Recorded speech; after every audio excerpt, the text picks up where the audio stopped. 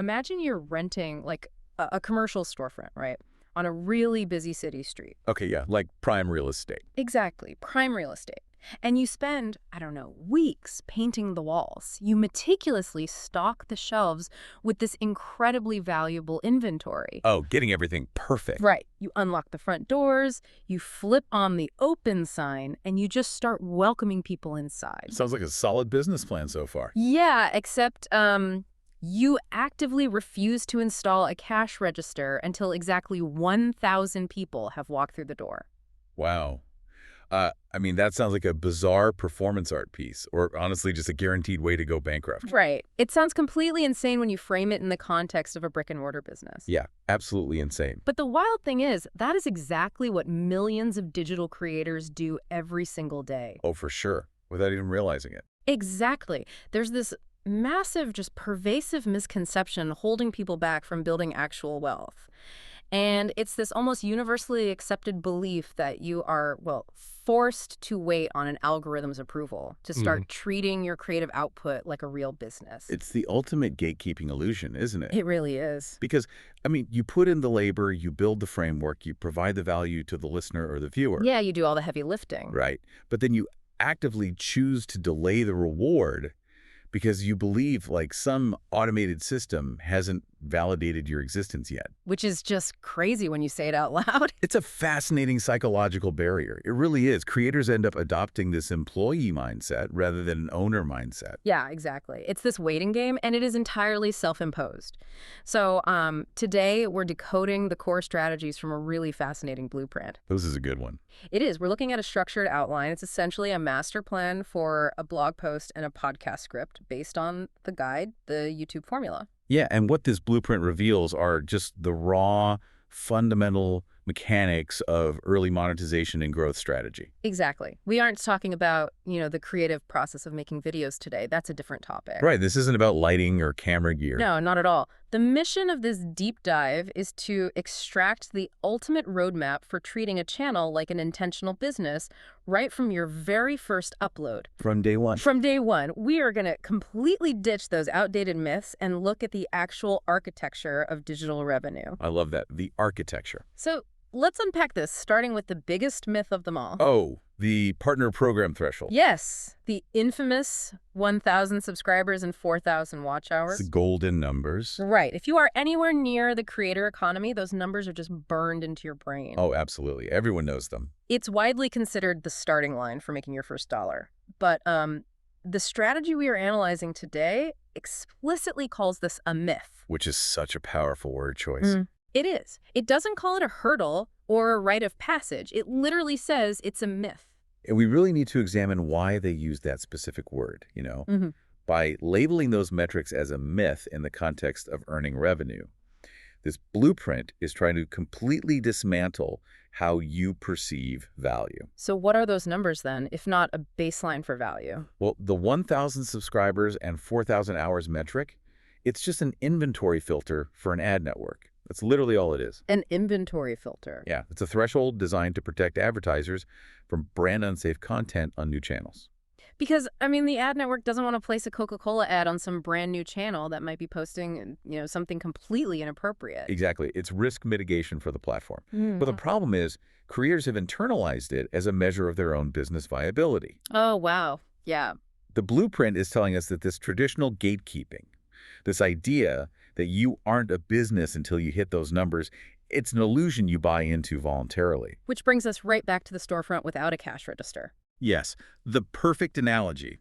You are providing the stock shelves, but you're deliberately removing the mechanism for a transaction just because the landlord told you that you aren't a real store yet. Precisely. And the true value of what we're looking at today is a complete paradigm shift. Right. It's about moving from being a mere content provider, Yeah. Someone who just supplies raw material for an ad network, to place commercials on. Like a cog in the machine. Exactly. Moving from that to becoming a digital architect who controls their own revenue streams from day one. Okay, I love the theory here, but let's be real about the realities of building an audience from scratch. Sure. Let's get into it. I really want to challenge this cash register on day one idea. Because if you are a brand new creator, you have basically zero authority. True. Nobody knows who you are. You don't have the social proof of a massive subscriber count. So if someone stumbles into your brand new unknown digital store and you immediately pitch them a product or, I don't know, push an affiliate link at I them, know where you're going with this. aren't you going to scare them off? Doesn't that just scream used car salesman? Oh, definitely. There's a very real fear of alienating the exact people you are trying to build a long-term community with. And that is the most common pushback by far. It's a completely natural fear. It feels slimy. It does. But it stems from a fundamental misunderstanding of what early monetization actually looks like in practice. Okay, so what does the blueprint say about that? Well, the blueprint addresses this fear directly through what it calls the monetization blueprint. The fear of being a used car salesman only applies if your content is built around broad, passive entertainment. Okay, break that down for me. Passive entertainment. So if you are making random vlogs or like comedy sketches. Just general stuff. Right, and then you suddenly stop the video to aggressively pitch a high-ticket digital product, yes, you will alienate that audience. Because that's not what they signed up for. Exactly. Their intent was simply to be entertained, and you interrupted them with a sales pitch. It's an unwanted interruption. It's like getting a call from a telemarketer right in the middle of dinner. That's a perfect way to put it. But the strategy here hinges on a really vital mindset shift. Okay. You have to move away from chasing those hollow view counts, which, by the way, is exactly what the 4,000-hour metric encourages you to do. Right, just get as many eyeballs as possible, no matter who they are. Exactly. You move away from that and move toward building an intentional business framework rooted in highly specific problem solving. Problem solving. Yes.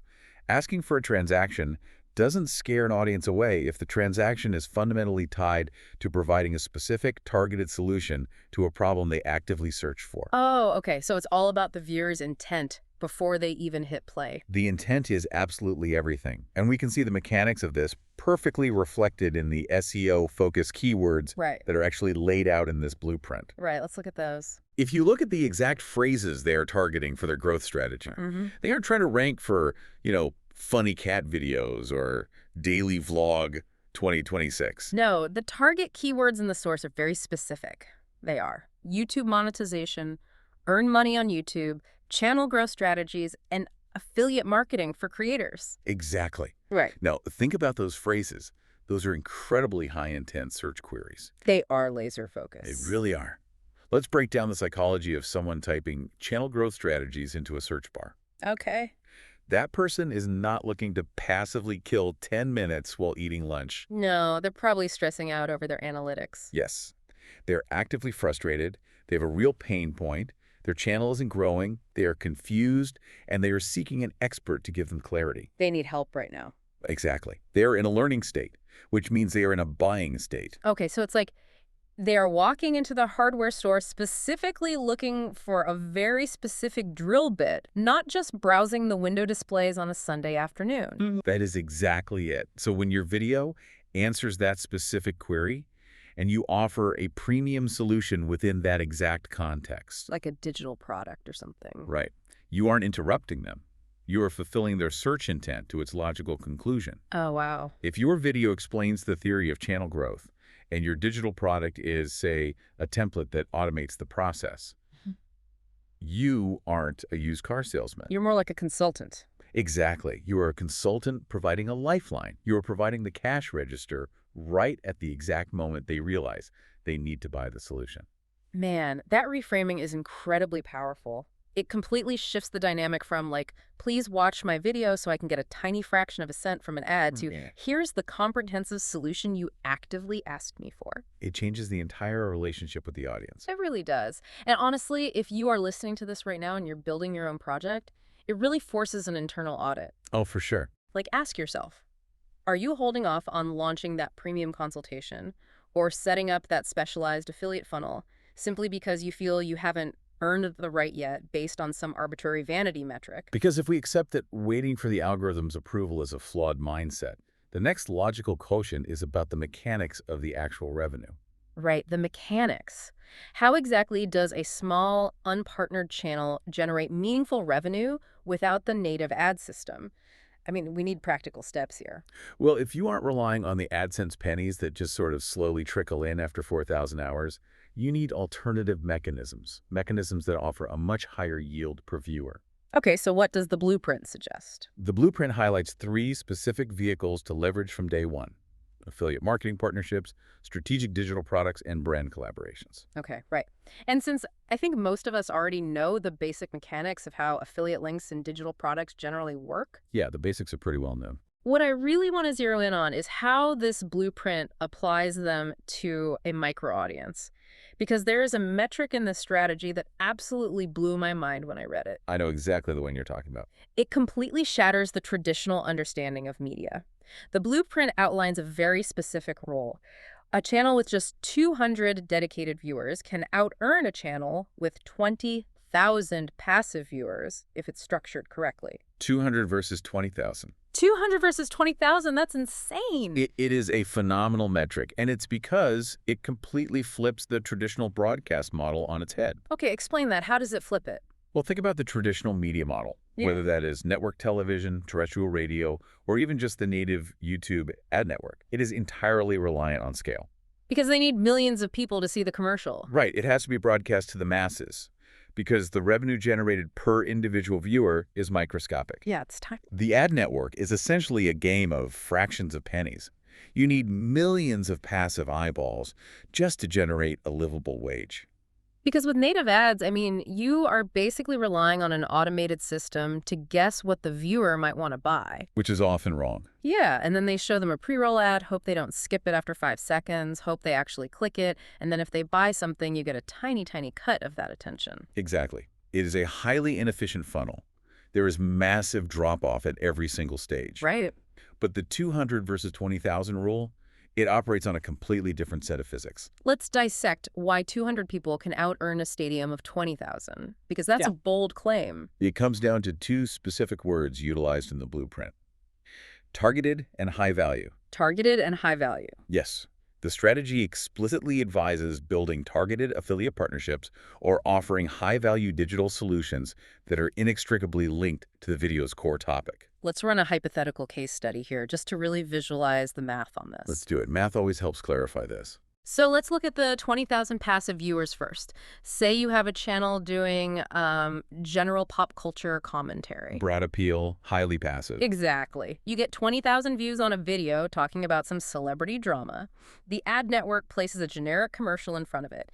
Even with a decent CPM, cost per mil or cost per 1,000 views, you might walk away with, what, maybe $40 or $50 from those 20,000 views. Yeah, if you are lucky and the advertiser demand is high that day, roughly $40 for capturing the attention of a small town. $40. Okay, now let's apply the blueprint strategy to the 200 dedicated viewers. Okay, the micro audience. Let's use the exact SEO keywords they provided. Imagine you make a highly technical, hyper-specific video titled Advanced Affiliate Marketing for Creators. Very niche. Very niche, and only 200 people watch it. Honestly, it feels like a total flop by traditional standards. But those 200 people searched for that exact term. Right. They are likely creators themselves, they are struggling to monetize, and they are actively looking for advanced tools. They have a problem they need to solve today. Exactly. And in that video, you don't just talk about theory. You provide a deep, actionable tutorial on how to use a specific premium software suite to automate affiliate link tracking. Oh, nice. And in the description, you have a targeted affiliate link for that software, which pays you, let's say, a $50 recurring commission for every sign-up. Wow, a $50 commission. Or maybe you offer a strategic digital product, like your own proprietary $100 masterclass on negotiating brand deals. So because these 200 viewers are incredibly high intent, the conversion rate operates on a completely different scale, doesn't it? Entirely different. You aren't hoping for a fraction of a percent of accidental clicks. Right. In the high-intent micro-audience model, a 5% to 10% conversion rate is not out of the ordinary at all. I mean, if the value proposition is perfectly aligned with the search intent. Okay, let's do the math on that. If just 5% of those 200 viewers purchase your $100 masterclass. That's 10 people. 10 people. You have just generated $1,000. $1,000 from 200 views. That is staggering. While the pop culture creator with 20,000 views is obsessively refreshing their analytics, praying the algorithm pushes them to another 10,000 people just so they can afford to buy lunch. That is the power of decoupling your business from the ad network. It's the difference between a billboard on the side of a highway and a personalized one-on-one consultation. I love that analogy. Because with a billboard, millions drive by, maybe a few thousand even notice it, and maybe 3 people take action. Yeah, it's just noise. But with the consultation, you only talk to one person. But because you are solving their specific problem in real time, the conversion is practically guaranteed. The intent changes the entire economic structure of the interaction. That makes total sense. We are basically replacing volume with density. Get density, yeah. But here's the massive structural problem I see with this whole setup. Okay, what's the catch? Knowing that 200 dedicated viewers can generate significant revenue is great theory. It's beautiful on a spreadsheet. But getting 200 high-intent people to actually find your hyper-specific video in an ocean of content, that is incredibly difficult. It is the hardest part. Without the algorithm actively pushing you, those 200 people might never discover your targeted solution. You need a mechanism for discovery. You can't just hide in the corner and hope they find you. And that is exactly where the strategy transitions from the economics of monetization to the actual engineering of content delivery. Okay, so we're talking about the funnel now. Yes, you cannot have one without the other. The blueprint outlines the specific mechanics of the algorithm that must be mastered to fuel this high-intent funnel. What mechanics does it point out? It zeroes in on watch time, audience retention, and community features.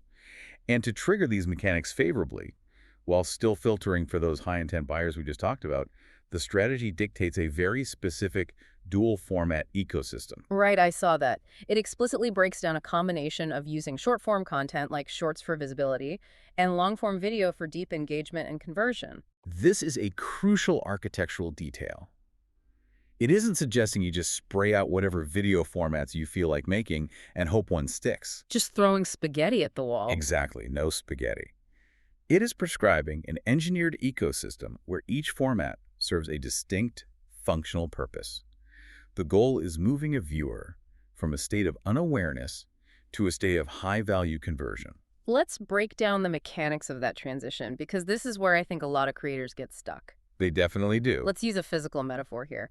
Let's say shorts are essentially an escalator in a really busy shopping mall. Okay, like us. They are fast, they are frictionless, they scoop up massive amounts of foot traffic and just move them quickly. Right. Very low commitment from the viewer. Exactly. Then, the long-form video is the actual high-end boutique at the top of the escalator. The destination. Right. It requires the person to actually step off the escalator, walk through the doors, and spend real time looking at the merchandise. That's an excellent way to visualize the difference in momentum and friction. But here is my pushback on this. Let's be honest about the psychology of a viewer watching short-form content. It's chaotic. It is. When I am scrolling through shorts, I am in a full dopamine loop zombie state. We all are. My attention span is about, 4 seconds per video. I'm just swiping. Looking for the next hit. Exactly. If you suddenly ask me right in the middle of that rapid-fire scrolling to click a link, leave the shorts player, and commit to watching a 20-minute, highly technical tutorial, the friction is massive. It's a huge ask. It is. I'm just going to swipe past you. So how does this ecosystem actually survive the massive behavioral gap between a fast-swiping viewer and a deep-dive learner? Are we just mashing 2 totally incompatible audiences together and hoping it works? This right here is the exact trap that destroys retention on most channels. Really? Yes. If you treat shorts and long-form videos as separate, isolated projects, or if you use shorts simply as a broad net to catch as many random eyeballs as possible. Doing a viral dance to get views. Right. If you do that, you will destroy your channel's metrics. Because when a viewer clicks from a mindless comedy short into a dense 20-minute tutorial, what happens? They leave immediately. They bounce within 10 seconds. And, as we know, low audience retention actively tells the algorithm that your long-form video is terrible. Which just kills its reach entirely. Completely kills it, which is why the blueprint focuses so heavily on the concept of feeding your channel's ecosystem. Feeding the ecosystem. The word ecosystem is vital here. The short form and long form cannot exist in silos.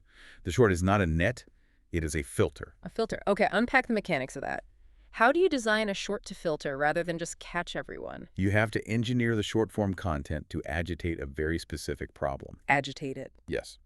Use the massive algorithmic reach of the shorts feed to find the exact individuals who are currently experiencing a specific pain point. Okay, let's go back to the blueprint's SEO keywords for an example. Perfect. So you don't make a short doing a viral dance while pointing at text about affiliate marketing. That's a net. It catches everyone, but nobody cares. Right. Instead, you make a short that aggressively highlights a common failure point. For example, the hook of the short could be, here is why your affiliate links are getting 0 clicks and the one tracking error you are probably making right now. Okay, so immediately anyone who doesn't care about affiliate marketing just swipes away. And which is good. We don't want them. Right, because they would just ruin the retention on the long video anyway. Exactly. We only want the people who stop scrolling because they are experiencing that exact failure. So you have interrupted their dopamine loop with relevance. Yes. You have introduced what marketers call an open loop. In their mind, a problem they now realize they have, but you don't give them the full solution in that 60-second short. Oh, you leave them hanging a bit. You explain the what and the why of the problem, and then you explicitly direct them to the long-form video for the complete step-by-step how. Ah, so you are actively migrating the viewer from a state of passive scrolling into a state of active intentional learning. Precisely. You are asking them to step off the escalator and walk into the boutique, but they are only doing it because you just showed them that the exact tool they desperately need is inside. That is exactly the dynamic, and this solves the algorithm problem perfectly. How so? Because when that filtered, highly motivated viewer clicks through to the 20-minute long-form video, they don't bounce after 10 seconds. They stay. Because they actually want the answer. Right. They watch the entire thing. They take notes. They engage. This drives your audience retention metrics through the roof. And the algorithm loved that.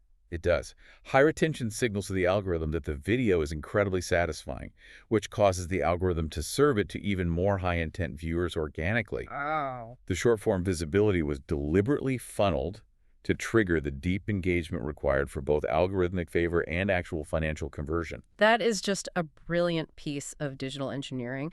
You are pre-qualifying the lead before they even hit the main sales floor. Exactly. So we've established the foundation here. We're ignoring the 4,000-hour myth.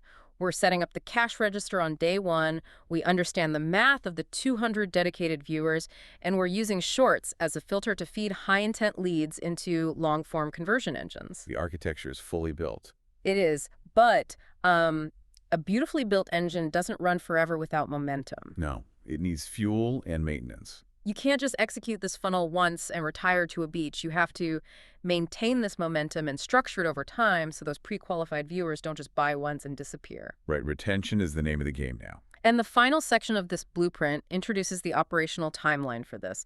It calls it the 30-day fast-track framework. The 30-day fast track. The naming convention implies a highly compressed, accelerated period of intense operational discipline. Yeah, it sounds intense. This isn't about slowly building a hobby over 5 years. It's about launching a business. Right. It's a high-level overview of a structured plan.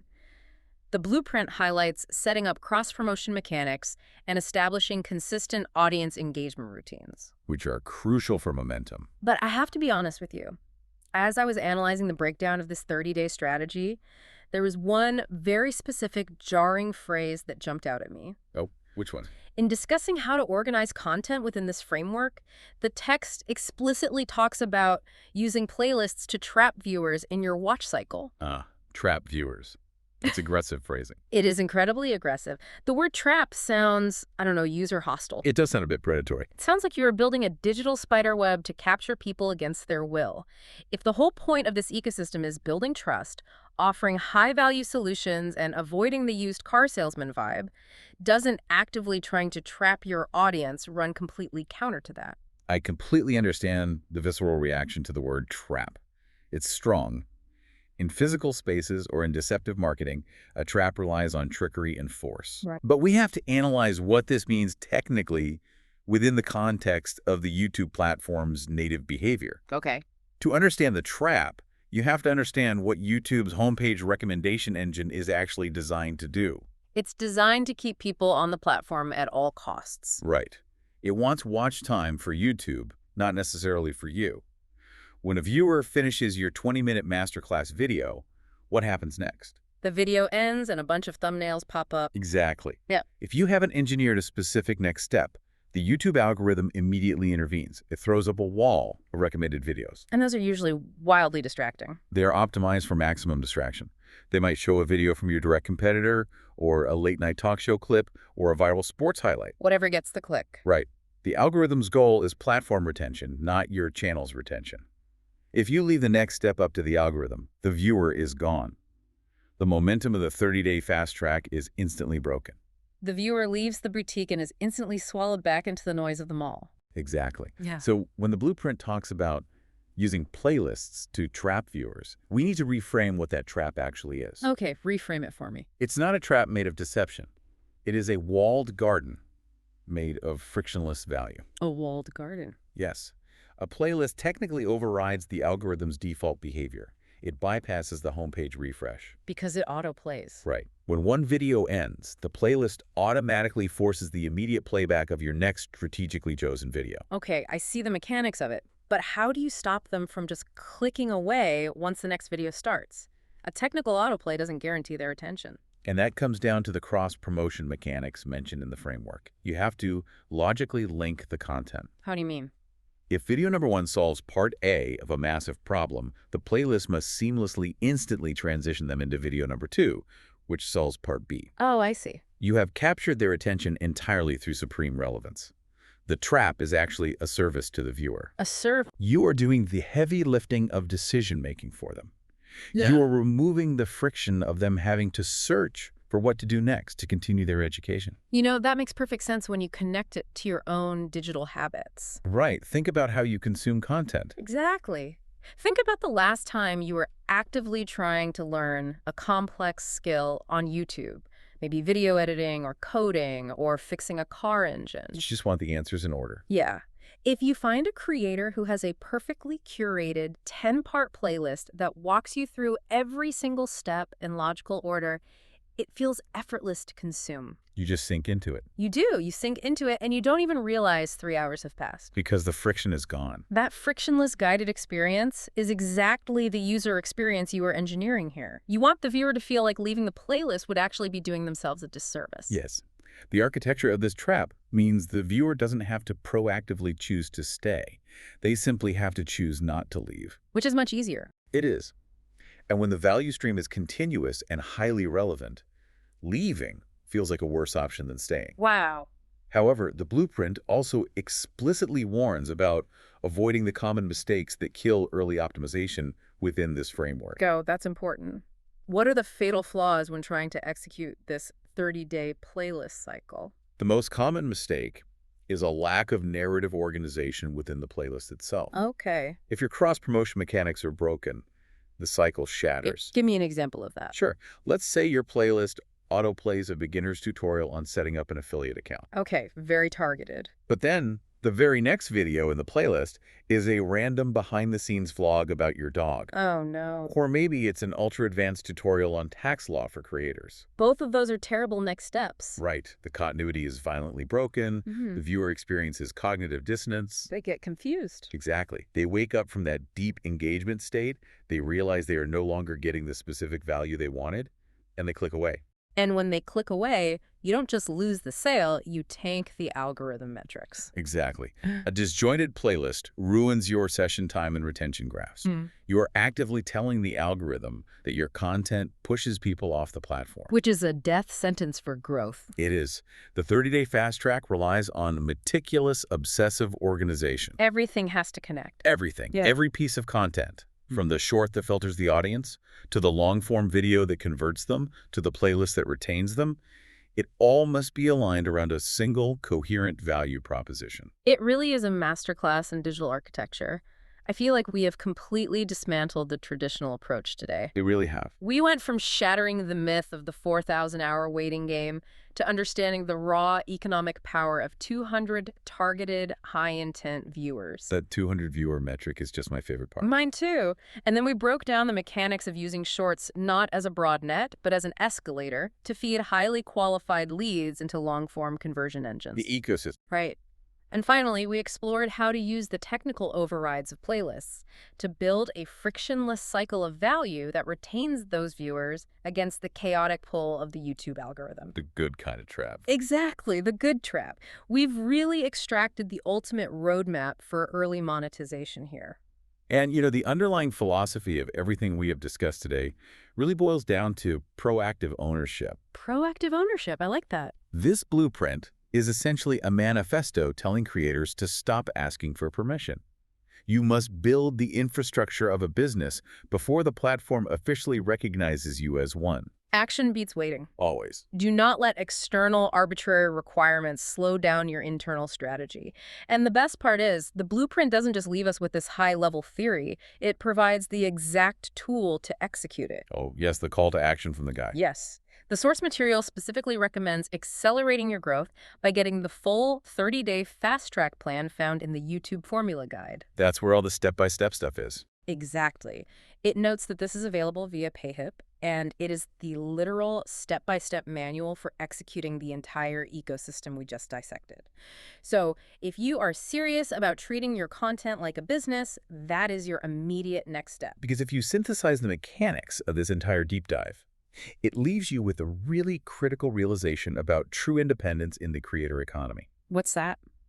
If you successfully build this intentional business framework from day one, a framework that generates real wealth through your own strategic digital products and micro-targeted affiliate funnels, you aren't just earning money early. What are you doing then? You are fundamentally making yourself algorithm-proof. Algorithm-proof. Wow. That is the holy grail, isn't it? It absolutely is. Think about the psychological reality of the traditional creator. Okay. If you spend years chasing 4,000 watch hours, you become entirely dependent on the ad network. You are at the mercy of the algorithm. Yeah, you're just waiting for it to feed you. If they tweak a line of code at headquarters and your views drop by 50%, your income drops by 50%. That sounds terrifying. It is. You live in constant anxiety, bending your creative vision to whatever trend the machine dictates, just to keep the lights on. You essentially become an employee of the algorithm rather than the owner of your own business. Exactly. But if you execute this blueprint, if your business model is entirely self-sustaining through your own funnels, relying on 200 high-intent buyers rather than 20,000 passive viewers, you never actually need YouTube's ad revenue to survive. The ad revenue just becomes a nice bonus on top of your core business. A cherry on top. Right. And think about this. How much more creative freedom will you have when a dip in views doesn't mean you can't pay rent? Who truly owns their platform in that scenario? Wow. That is the ultimate question to leave on. It brings us right back to the storefront on day one. The empty storefront. Yeah. Are you going to stand inside an empty, beautifully stocked store, staring at the front door, just waiting for an arbitrary number of people to walk by before you finally decide to install the cash register? I wouldn't. Or are you going to open your doors today, equipped to do business, ready to offer massive value, and ready to capture the very first person who walks in looking for exactly what you have? The tools are there. They are. The choice is entirely up to you.